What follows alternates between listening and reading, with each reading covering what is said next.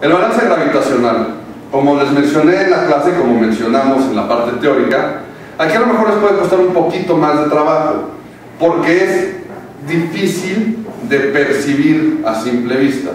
Pero de lo que se trata es de que, imagínense que ustedes traen o tienen un hilito en la cabeza y los quiere jalar, o si alguien pusiera la palma de la mano en su cabeza y los hiciera que lo tocaran sin pararse de puntas y sin mover la cabeza.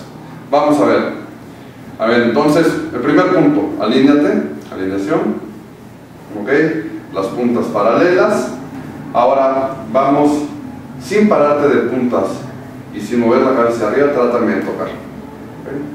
¿Se fijaron? ¿Se fijaron cómo se estiró? Ahora fíjense, si yo le digo que se vuelva a poner normal o como en la postura que estaba, vean lo que pasa, ¿ok? Ponte normal. ¿Se fijaron? ¿Cómo bajó esos 2 centímetros de los que hablábamos? Entonces aquí está el segundo kilo y el segundo centímetro.